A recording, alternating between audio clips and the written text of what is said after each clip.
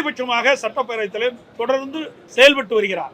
ஏற்கனவே சட்டமன்றத்தில் சட்டமன்ற உறுப்பினர்கள் கேள்வி கேட்கின்றதை சட்டமன்ற அவைக்குள் நேர் அலையில் ஒளிபரப்பு செய்யப்பட்டு வந்தது.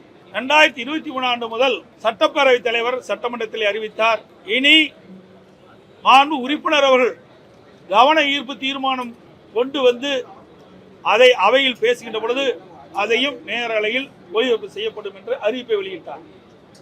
அதன் அடிப்படையில் டாக்டர் விஜயபாஸ்கர் அவர்கள் காவிரி குண்டாறு பிரச்சனை குறித்து மாண்புமிகு பொதுப்பணி நீர்வளத்துறை அமைச்சர் அவருடைய கவனத்திற்கு கொண்டு வந்தார். அப்பொழுது அவர் பேசிய போது நேர் அலையில் ஒலிபரப்பு செய்யப்படவில்லை.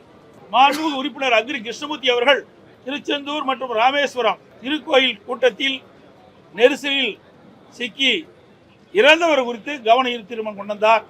அவர் அவையில் பேசிய போதும் நேரலை ஒலிபரப்பு செய்யப்படவில்லை. இதைத்தான் நாங்கள் கொண்டு வந்தோம்.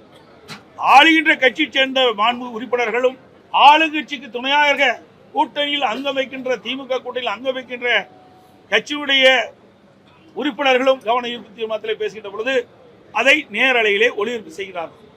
ஆனால் அனைத்து இந்திய அண்ணா திராவிட முன்னேற்ற கழக மாண்பு உறுப்பினர் அவர்கள் கவன ஈர்ப்பு கொண்டு வந்து பேசுகின்ற பொழுது நேரலையில் ஒளிபரப்பு செய்யப்படுவதில்லை. இதைத்தான் நாங்கள் சுட்டிக்காட்டினோம். எதற்கு ஒருதலை பட்சமாக நீங்கள் நடந்து கொள்கிறீர்கள்? அக்குடைய பிரச்சனையை தான் நாங்கள் சுட்டிக்காட்டுகின்றோம்.